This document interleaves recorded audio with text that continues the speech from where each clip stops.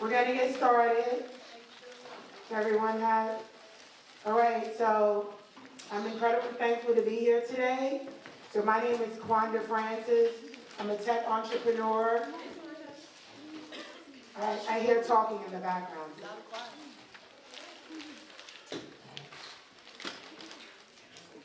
The host of the Geopolitical View podcast, a former candidate for United States Congress, Mayor of New York City, and New York State Comptroller. I'm the president of Sites Capital Management, a company that is on the forefront of utilizing artificial intelligence to solve real-world problems in education, healthcare, and wealth development. I own 6 rapidly growing online news platforms, and I am here today because I want to discuss how you turn adversity into your advantage, utilizing the code. And the code is a mindset framework that I developed, and I'm going to deep dive into that in a minute. But I'm going to start with what the acronym actually means. So the C is for choices, because I truly believe that we are defined by our choices, and your decisions matter. And in order to be defined by your choices and understand what that really means, you have to take ownership of your choices. Because taking ownership is literally the difference between being the victor or victim. And then the D is for determination. You see, I see a lot of you in terms of what I had to overcome. And by 17, I was homeless, pregnant, dropped out of high school, and a victim of domestic violence. But why was determination so important? Because I was determined to not be a victim of my circumstances.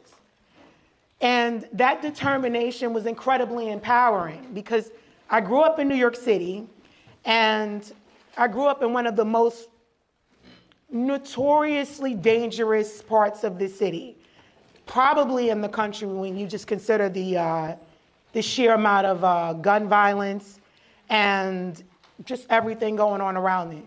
So I felt empowered by the fact that, yeah, there were a lot of other 17-year-olds that were pregnant and out of school, but that was not going to be my story. My story was not just going to end with that.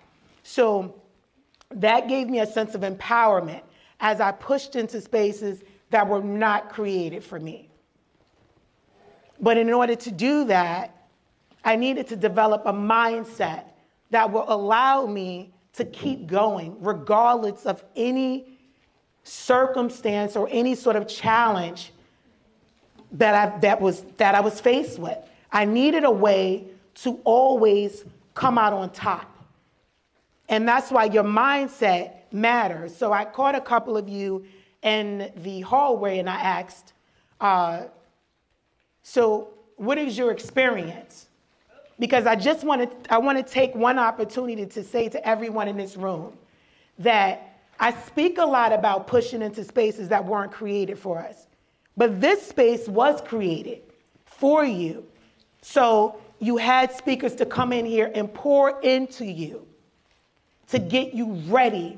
How many are you familiar with the global superstar Rihanna? Show of hands.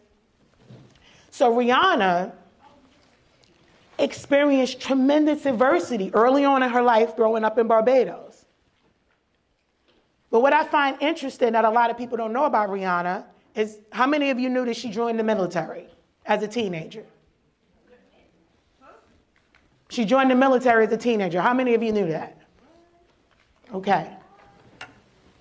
And her reason for that was because she wanted to go to a place that will allow her to develop the mindset that will allow her to overcome any challenge that she may face.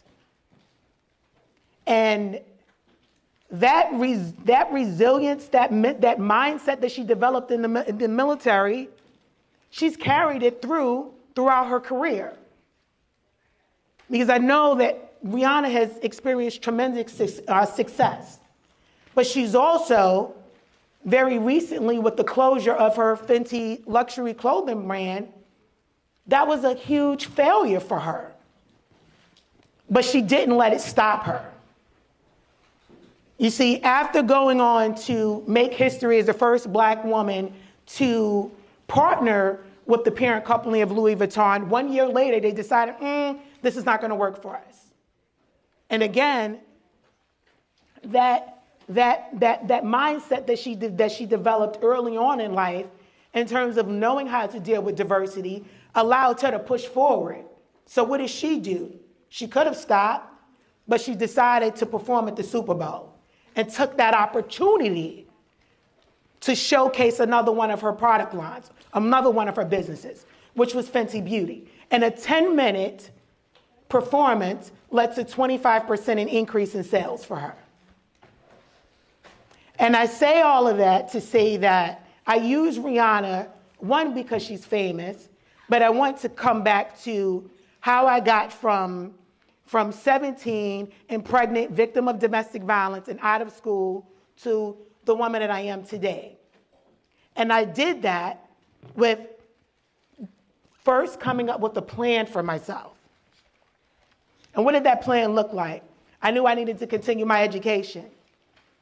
So I enrolled in NYU, and the pressure to excel was tremendous. But the experiences that I had early on in life, it shaped me because I'm really not afraid of much. I'm not intimidated. And I use that in the boardroom when I'm dealing with executives that might decide, for whatever reason, you don't belong here. Yeah, I do. If you can walk just a mile in my shoes, then I respect you. But if you can't, I belong here, right? Because what is success? Success is measured by the distance that you've traveled to get to where you are. So don't look around in the room and say, okay, well, she's getting here first. She got here first. It doesn't matter. Because every person has their time. And it comes with, again, with ownership, right? When we talk about adversity, the only way to move forward, because I'm not here to tell you you will never fail. Or you're going to fail a lot, which is good. If you're not failing, you're not doing enough. It means you're not taking any risk. So you have to, in order to grow, you have to take a risk, then look at your decisions, good, bad, or indifferent, and decide, okay, is there anything that I could have done differently to change the outcome? And if you can find a little bit of something that you could have done differently, then now you have progress. And if you have the mindset of every day, I do a little bit more than I did the day before, you have progress. And you look at that in terms of 365 days, and you realize, okay, I'm not the same person I was last year. But you focus on progress and not on the progress of others because, again, you don't have their story and they don't have yours, and that's okay. So I'm going to continue and talk about the importance of your relationships. I want you to think about your relationships in terms of a portfolio. How many of you know what an investment portfolio is? Great. All right, so think of your relationships in terms of an investment portfolio, right? You invest. Your investment portfolio is supposed to make you money. So, and think of this now, we have an asset category, which are people that pour into you. Then you have distressed assets, which are, again, they're assets, but they're people that they may be going through some things in their lives. So there's benefits to keeping them in your circle, but you have to watch them. And then there are those liabilities. The people that will be distractions to you. These friends that, for whatever reason, something's always going wrong, they're not making the right decisions. You have to have the courage to leave some people behind. Because if you don't, you're saying, you're more important than I am. So you have to have everybody is not meant to move forward. And you have to identify, again, your assets and identify who are liabilities in your life. and which is why I want to also discuss the importance of having mentors and sponsors. Because no one gets to the next level without help. So you have to show up. Because in order to get a sponsor, in order to get a mentor, someone has to see something in you. Because everyone has to, when we talk about relationships in terms of currency, you have two types. You have performance and you have relationship currency. So performance is the currency that you all are going to develop early on in life with your grades, community service, the relationships that you build with the individuals, like with HEBRON. Everyone around you is an opportunity to build a relationship that will help you get to the next level. And then we have sponsors, right? These are the people that need to be in the room that you want to go into. And they're not going to risk their relationship capital for someone that hasn't performed. And they shouldn't. And neither should you. Because you'll never know when you're in a room and you have an opportunity to bring a pair in. There's 3 scholarships. And they say, hey, we need someone else. Who you choose will determine if you ever get that opportunity again. So you can't just choose your best friend if your best friend ain't ready. You need to choose the person that you know is going to best reflect where you want to go. That's why, again, liabilities and assets in terms of relationships, everyone can't go. And I learned that early on in life. My friends, oh, she's too good, she's too this, she's too that. She doesn't understand. She doesn't want to go out and hang out with us anymore. Well, I got a kid now. Again, I have goals. This is where I want to be. So if these activities will not allow me to move in that direction, then again, this is what we talk about when we say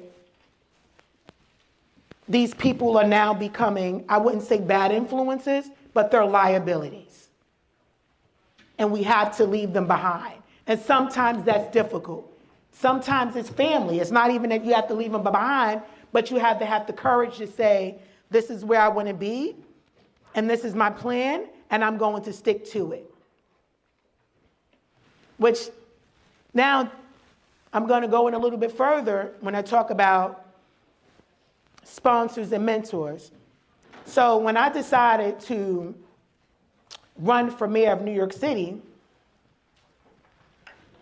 my father-in-law, who has been in politics for about 40 years, and a professor that I met in one of my MBA programs that I respected a lot, I went to him first and I said, hey, Professor B,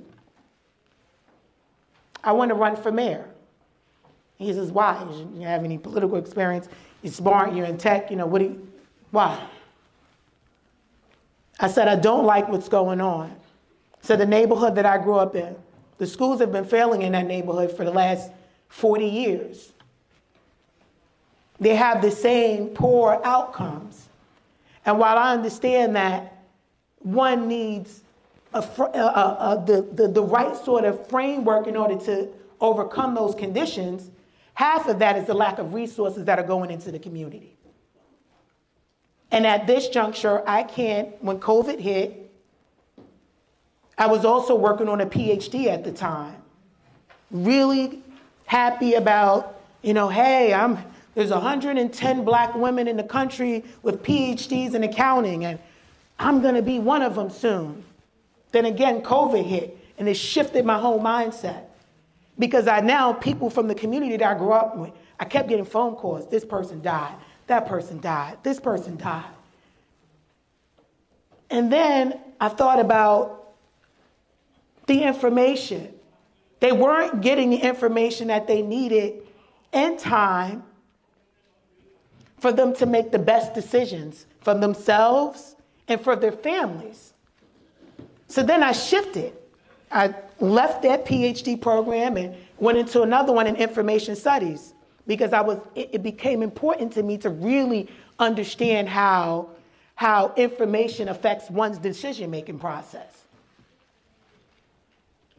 And then I also started to talk about utilizing artificial intelligence in the K through 12 education system to identify student learning styles. So I started developing products utilizing artificial intelligence. And I come back to the conversation that I had with Professor B, and he said, if this is what you want to do, I will support you. Then I came to my father-in-law, who was in Virginia at the time, and I said, I want to run for mayor of New York City.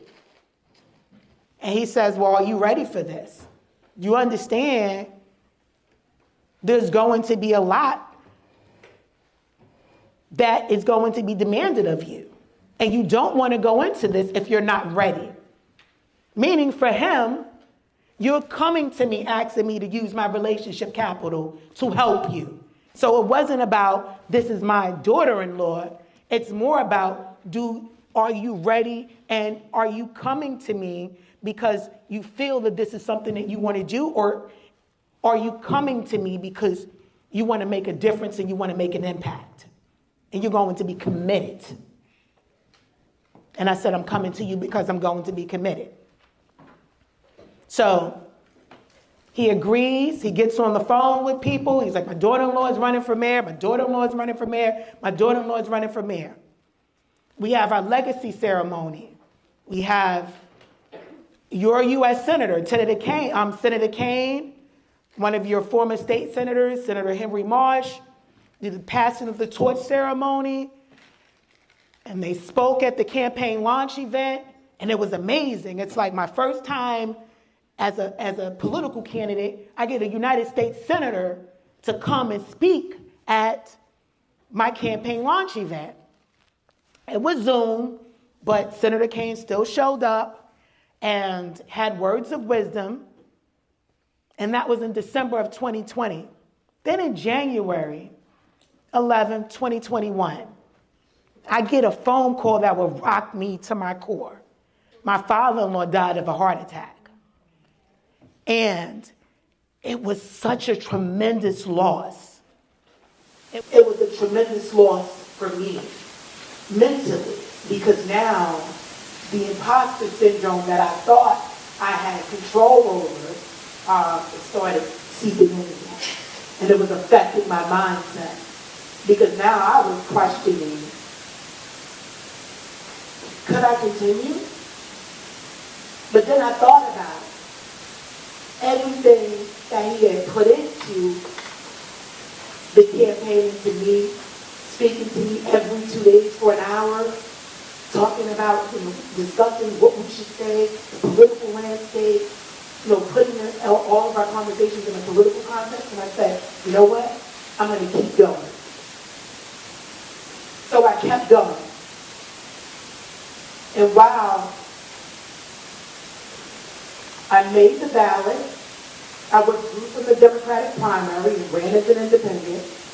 I became the first black woman in New York to establish a political party as the nominee and run in the general election for mayor of New York City. And while I didn't win the race, my resilience, I won so much more. I became the first black woman in history in the world to develop 3 AI products, 2 of which I'm going to make available to all of you today. Yes. So one of which is the AI word list. So how many of you familiar with ChatGPT? Okay. So the AI word list is such a powerful tool. And I'm going to talk about it in terms of the academic aspect of it. Because I established an AI technology exposure camp with New York University, again, tooting my horn, first woman to do that. And we had the groundbreaking achievement of eliminating the need for one-on-one academic tutoring for 83% of the students that attended our camp for 3 weeks or more. So why is the AI word is so dynamic? Let's say you have any topic, an essay. You can utilize any information that you get from a book, keywords, and some things about a topic that you may generally have general knowledge of, and it can help you craft an essay in less than 5 seconds. But give you a comprehensive overview of the things that you would need to know. So not only are you writing a good essay, you're now well informed about the topic. So it becomes, as we call it, the AI homework hero. It becomes sort of your study sidekick. So I developed that. And then I also developed the Cognitive Fund. Realizing the need for people to know more about personal finance, so they understand the importance of maintaining a good credit history, but before we get there, we need to know how to establish one. What's a checking account? Everything foreign in between. So now, Fiscal Friend is what I so affectionately have named her, and what she's called. You have access to her 24 hours a day, and you can ask about just about any question related to personal finance. You want to learn about cryptocurrency? There are tons and tons of resources. I've eliminated the barrier to information in personal finance. I've eliminated the barrier in terms of the need for one-on-one academic tutoring. There is no need, the need for that students had in the past to sort of bridge the gap in education is not there anymore. If you're looking for, how many of you are in 10th or 11th or 12th grade? Immediately, your essays, the questions, the answers that you put on those college applications are very important. Because what you say matters. And why? Because initially, it's think of it like a spam program. There are a lot of applications that go in. And if your application doesn't meet the GPA requirement, if it doesn't have the key words in your essay that suggest that, hey, I'm resilient, I'm a hard worker, you don't get to a set of eyeballs. It's like an automatic decline. So now I've developed a program, because that's my background as a data scientist, to bridge that gap. I know what they're looking for. So we're there to bridge that gap. So right now I have 100% acceptance rate of students that utilize that program and apply to college and not in for early admission. And now we're going to see, we have some that apply for this early admission for 2023 for the class, I think it's 2028. We're going to see how they do. So, as I said, I'm going to make that product available for all of you. And I want you to utilize it. And I'll have a way for you to get in contact with me, because maybe I'll do a class, later on down the line. Maybe next month, but we'll figure that out.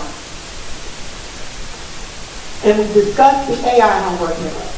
So as I said, although I lost the election, I gained so much more. I also ran for Congress after that. Helped several candidates around the country win their races. We put together an infrastructure that has really helped candidates around the country that are running for the first time win.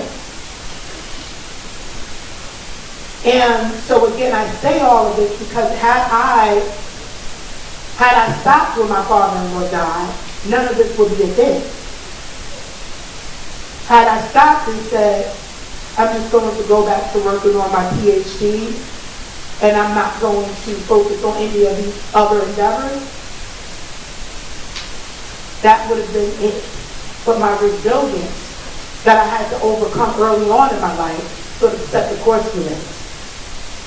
Because at this juncture, it's really like whatever you throw at me, any obstacles that are thrown my way because of the adversity that I experienced early on in life. At this point in my life, most of it is light work. So it's really, again, important for you to understand how you can look at adversity as something that's bad, or you can look at it as a way to say to everyone, no, I'm mentally tough. And this mental toughness is what gives me an advantage over anyone else that hasn't had this training. And you think about members of the military, right? They've gone through basic training, but it's not easy. But they come out with the mental toughness that allows them to be able to protect. But when you talk about dealing with adversity early on, it's sort of the same thing.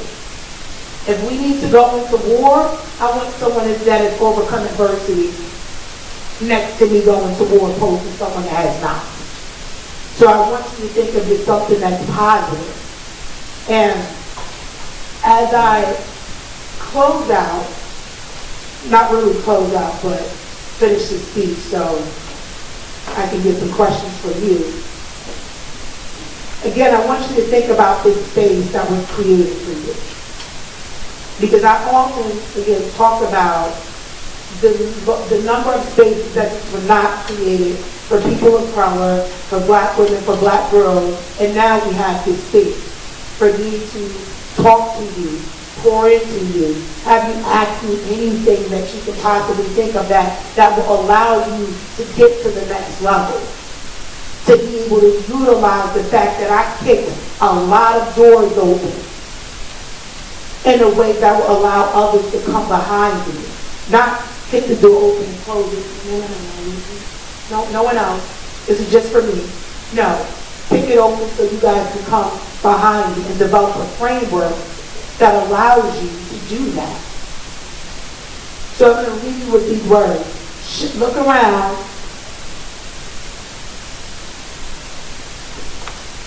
Some of you will have allies in here. And, unfortunately, not everyone will make it to the next level until they decide that they have to take ownership of their decisions. Even if the decision to be present when I'm talking to you is an investment in yourself. Not an investment in me because, it's an investment in yourself. I made an investment in you by coming here from New York City, driving through the roads that are, I made an investment in you, in all of you. I would not miss up on an opportunity to speak to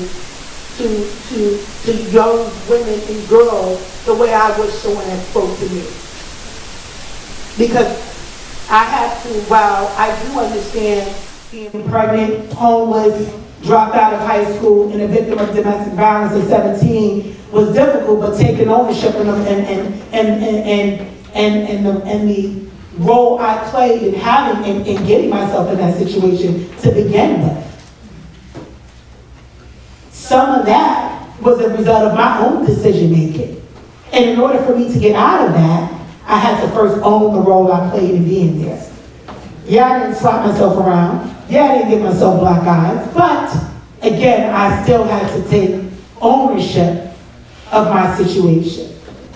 So look around and show up for each other. And cultivate the right relationships. If you have people that you have direct access to, start seeking those individuals out. If you don't have access to these people, buy their books. Anything that you need to take from others that can make you better and help you.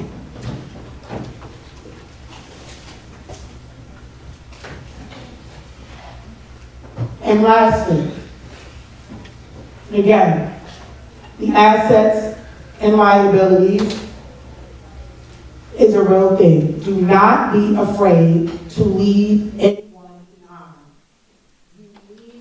A plane needs more room to take off than it does to land.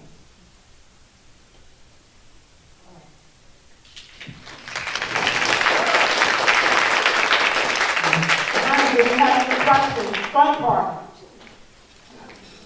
Did you say you developed that? No, so I developed a product similar to ChatGPT, but it's better. Yes. With ChatGPT, you have to write the perfect prompt to get the best output. Well, with the AI word with, I've taken out the need to write a perfect prompt. So I've built the prompts in.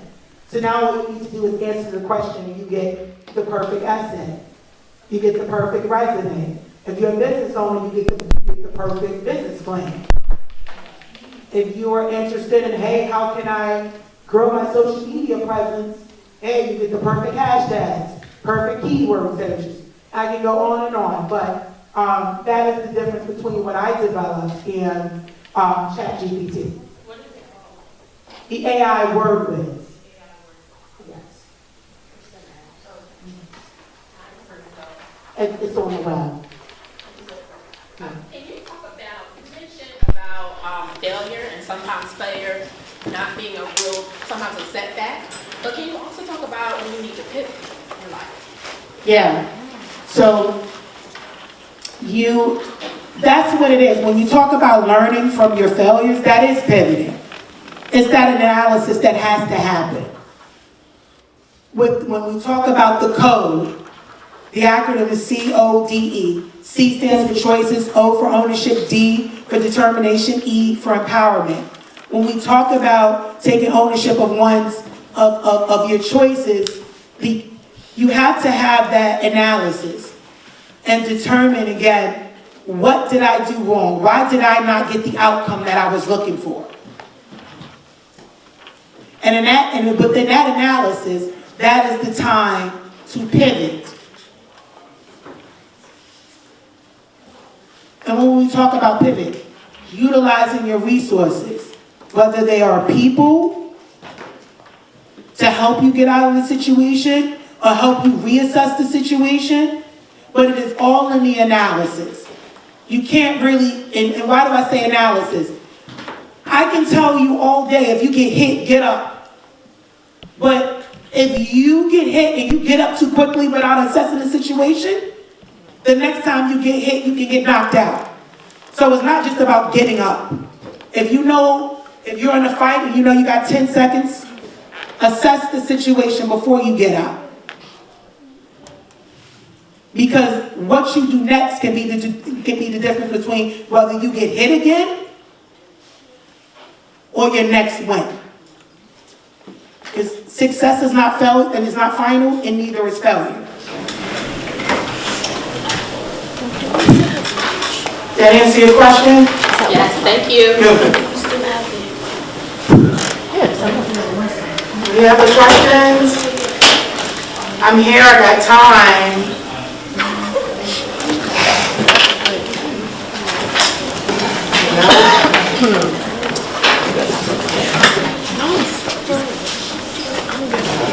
Any other questions? What keeps you motivated? What keeps you motivated?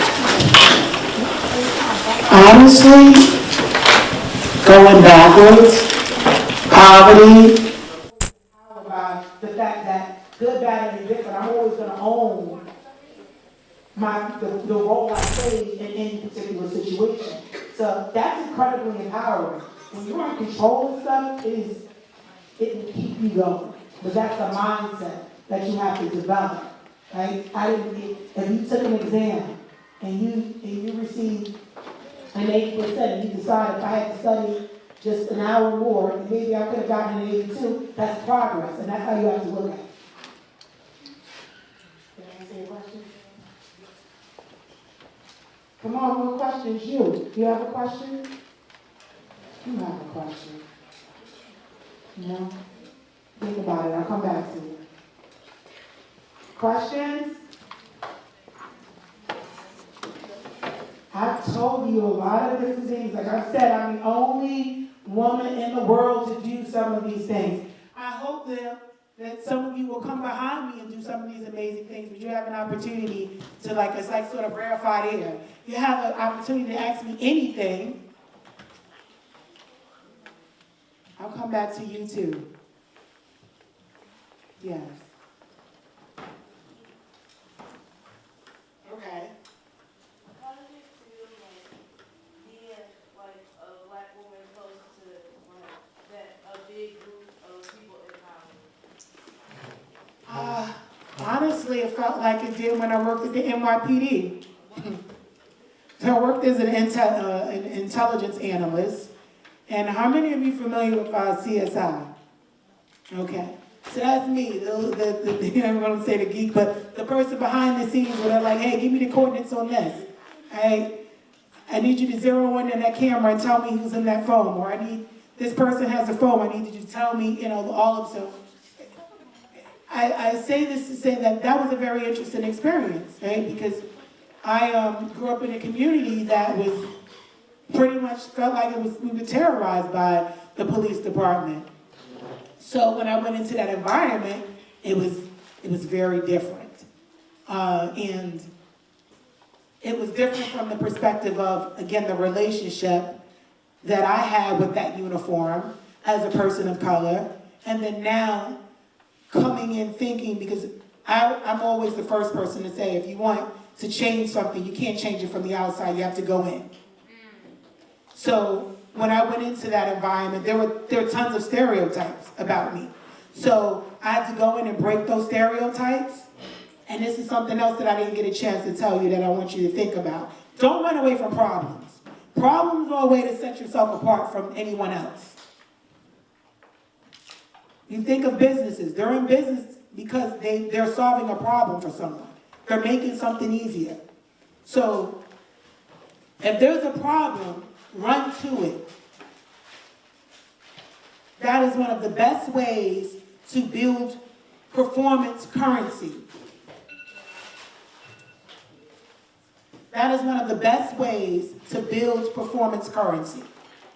By solving problems that everyone else will run away from. That's what the AI word was. When outside of people focusing on the fact that, how do I structure an essay? I don't want people to fumble with how do you structure an essay. I want you to think. Because we're in an environment in education where they're producing practices and people are not really thinking anymore. And your advantage gives you a leg up that you should be really holding on to. This adversity gives you an advantage that you should be holding on to. Because when you have to overcome things, you're solving problems. You're solving a problem, the first that's associated with yourself. You see, when I was in the situation I was in at 17, I had to solve my problem. How do I get myself out of this situation? After COVID, when I developed all of these different channels for people to have access to information, I was solving a problem. I looked at the information seeking channel, meaning, where do people get their information? And I put my products and services there. So we eliminate that barrier. Did that answer your question? Yeah. So I didn't look at them as being powerful, right? It was just, so in the context of your question, I didn't look at them as being powerful. I looked at, it was more about me knowing how to be socialized for that environment so I can get the intended outcome.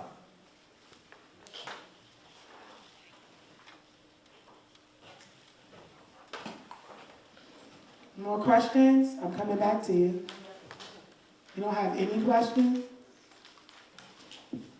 How do you think you've drastically changed from being 17 to the age you are now and accomplishing everything that you've accomplished? Oh my gosh. I've changed a lot. First, My taste in men has changed, right? Like, okay, I think that, yeah, so my mindset, the people that I had around me, I can't stress that. I have 2 friends now. 2. I cannot stress, like, the people that I was around back then,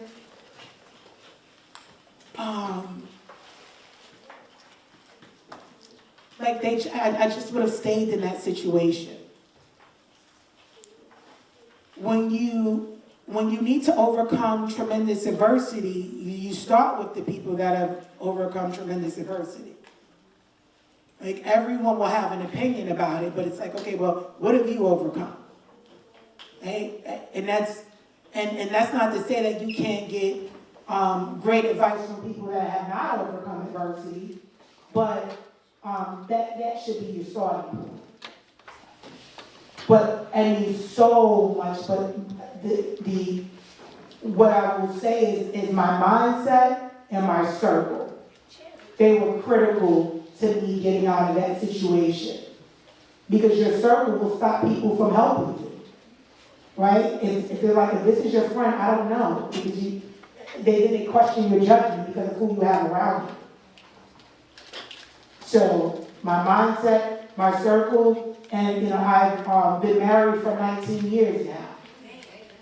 So in this time, in this day and age, it's difficult to stay married, to be committed. I have 3 kids. My oldest one will be 26. She graduated from high school when she was 16. My 19-year-old is headed into medical school. So while I poured into myself as a young mother, I also ensured that I poured into my kids so they would have an opportunity. And then my son, he's 11 and he's on the spectrum, and I developed the AI Technology Exposure Camp and Core Culture Basketball Leadership Academy because there were no summer camps for my 11-year-old that was on the spectrum. And society said, oh, he won't go on to live a regular life. Well, that cannot be far from the truth, because he's doing exceptionally well now, and most people don't know that he's autistic. So don't run away from problems, and who's in your circle, it matters, because I could not have gotten an NYU if, yeah, I'm known for doing extraordinary things, but there was someone still in the room to advocate for me. So your circle is important. I cannot stress that. Leave them behind. If they're talking to you when you should be listening, leave them behind. Identify who the assets in your life and the liabilities, and adjust that portfolio accordingly. When it's volatile, meaning when things are going on in your life, that means it's time to adjust your portfolio.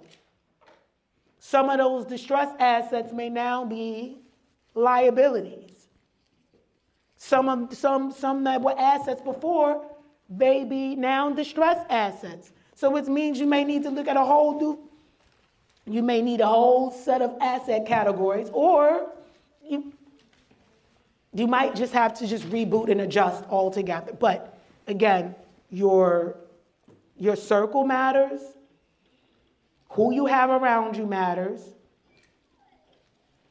Your mindset, that matters because they influence that.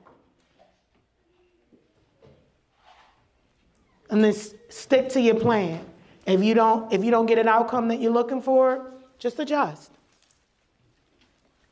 Adjust. Look at it as an opportunity.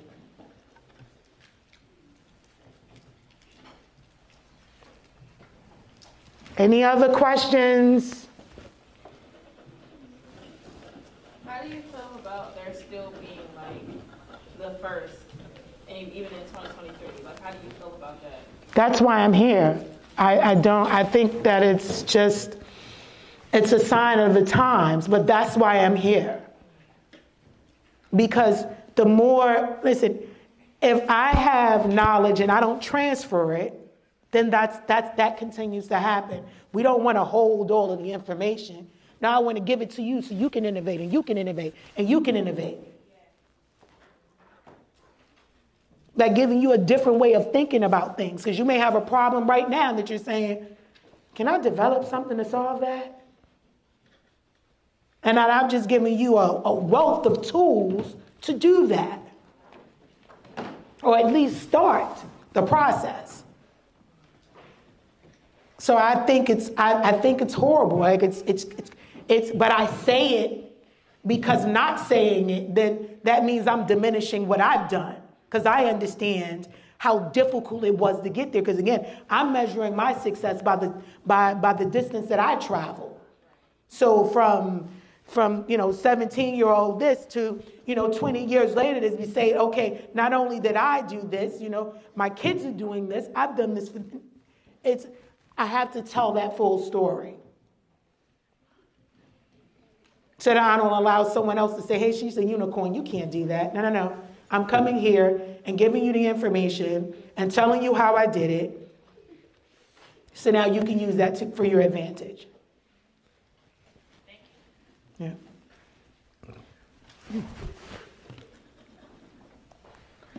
Any other questions?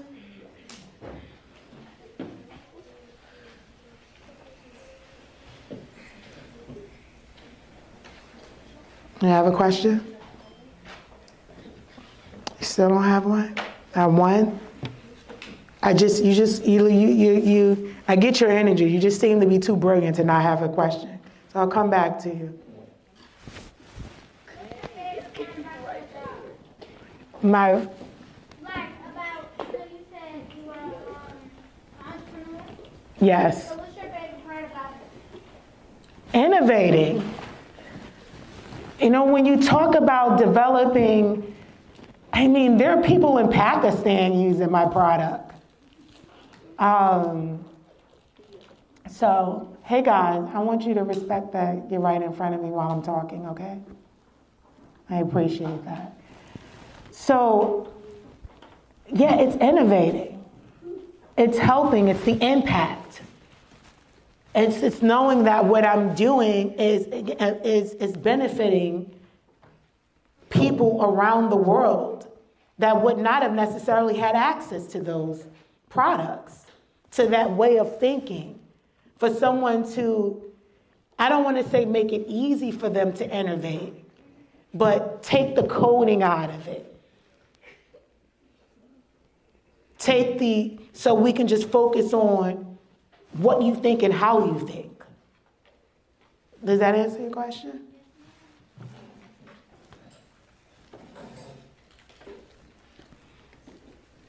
Any other questions? Come on, guys. I'm on the flight back to New York in like a couple of hours, so you have a question?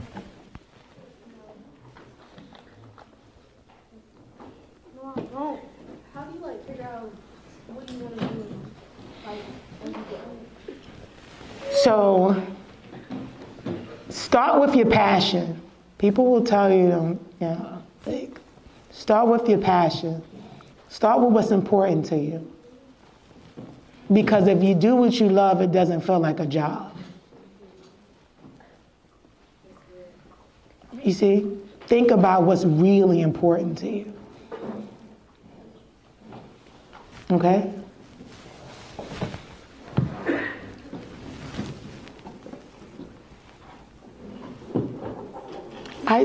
I'm still waiting for you to ask me a question. You told me so much about your room. I need you to ask me a question. All right. The boosters are coming off. I want you guys to be able to. Do you understand? All right. Any questions? Oh, mm-hmm. When you're trying to solve problems, can some problems be trickier than others? Yes. The problems are good. Problems are the part of the universe that's telling you that something is not working. So you pay attention to problems. Within the problem, that's how you can possibly figure out what it is that you want to do in life. But problems are the university's way of saying something is not right here. And you can either ignore it, or you can go and figure out what it is and try to solve it.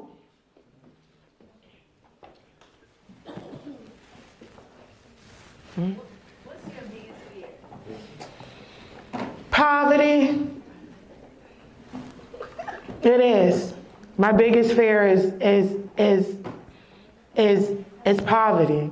I have to say that, and I say that because when you've overcome the level of adversity that I've overcome, you understand that you have less control. So if I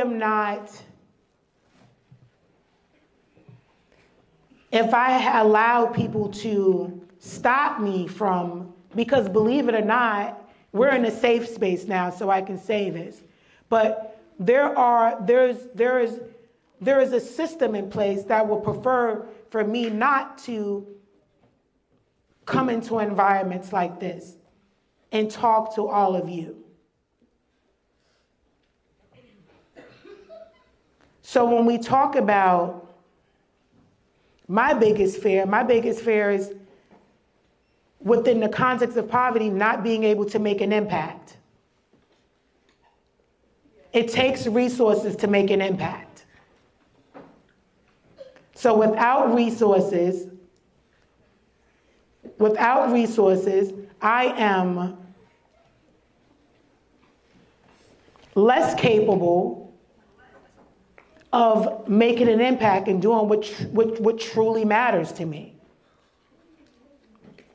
So, did that answer your question? What's your biggest fear?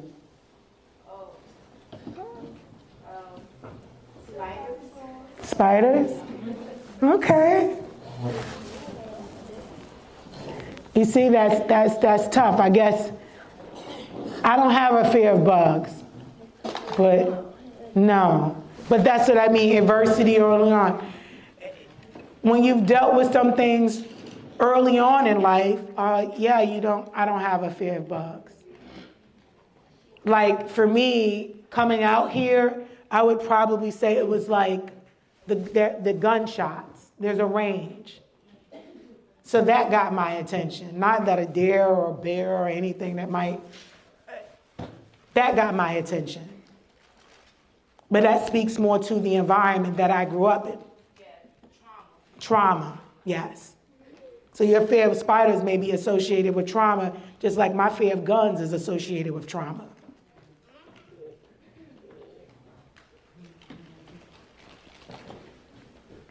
No, I'm not coming back to you guys again. I gave you an opportunity, and you didn't do anything with your opportunity. And I'm very disappointed by that. Any other questions? Oh. Okay.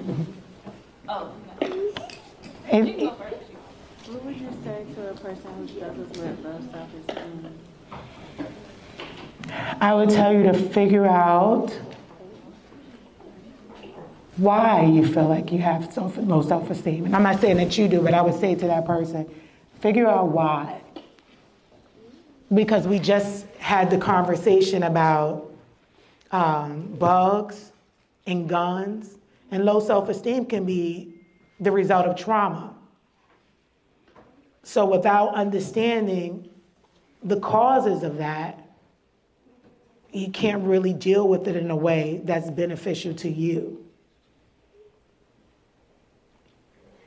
But sometimes it may be associated with things that people said to you or didn't say to you.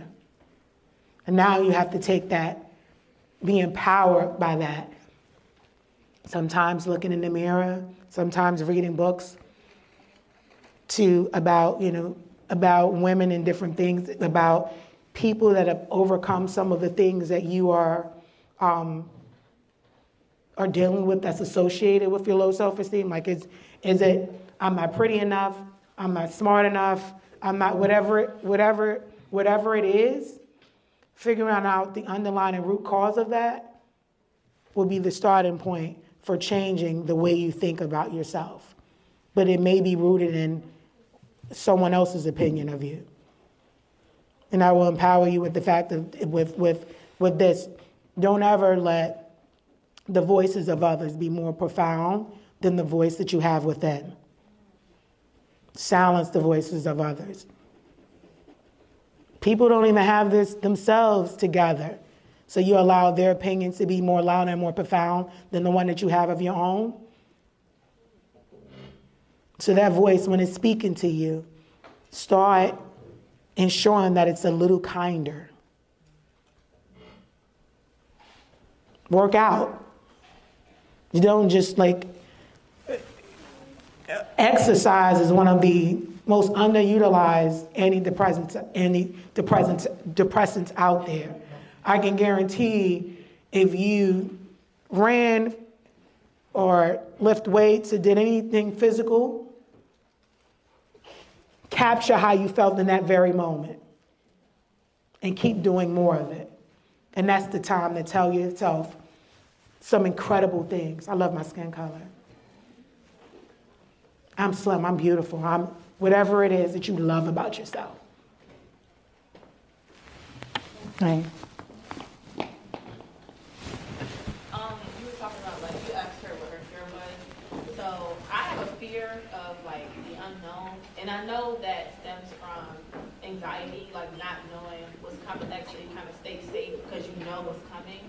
So, like, if you ever dealt with that or have that or had that fear, how did you overcome it? So the unknown is what you're basically saying is that you're afraid to take risk. Yes and no. I've taken them before and have, gotten great results. Like, okay, in fact, I'm about to graduate soon. So it's like, do I stay safe because I'm worried about my future, or do I take risk and risk failing, and I don't want to fail. So also, No. You learn more from your failures than your successes. Right.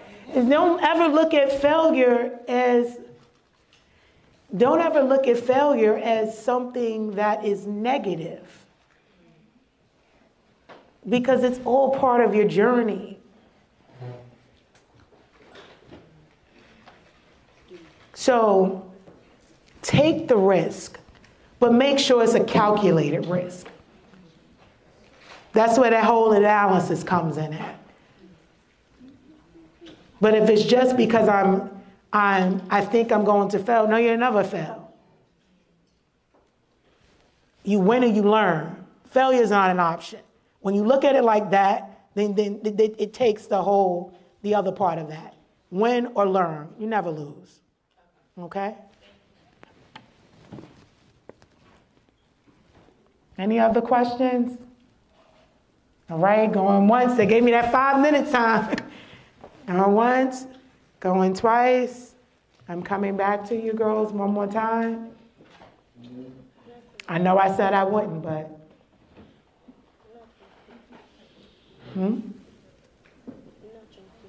No, thank you. Okay. All right.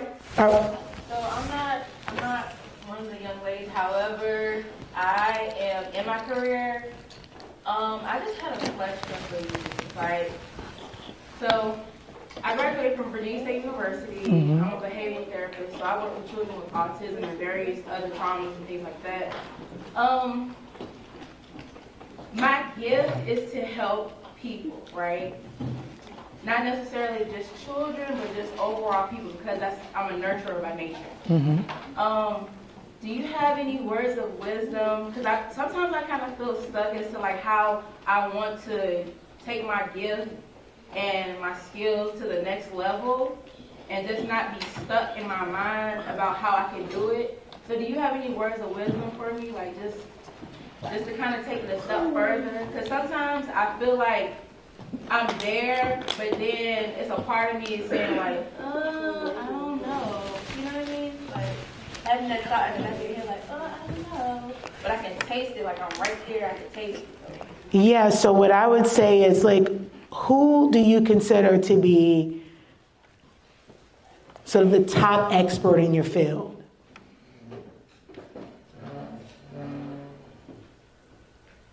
Well, I consider actually my superior. She's been Worldwide. worldwide. Oh, worldwide. Yes. Okay, worldwide. Right, because when you talk about you feel stuck, it may be because you want more, but you don't see more of what you want around you. So you have to look outside of what you've been seeing. And your mentor may be amazing, right? But remember, your gift is not her gift. Her gift is not your gift. So now what you're saying is you need more. So the starting point for that is look at what people are doing around the world and then look at how they're doing it. And start creating a roadmap for yourself. Because I'm sure out of any of those individuals, you may see one that, oh, I like what he's doing. I like what she's doing. Like John Maxwell is one of the top leadership minds in the world. And his book about failing forward, like he's already written about 25 different books. But he puts his information in books. He speaks around the world. And I think like, are you an author? Yeah, so there's a lot of different things that you can do, but I would first say research and figure out what others are doing to see if what they're doing may spark something in you. Now it's time for you to grow. See, you're on the runway now. That's why you feel that. And you're about to take off because that's what you have to do. So when you're on the runway, the plane is not going to just go in the air and then come back down. You got to go from where you are. You have to leave. So. You're welcome.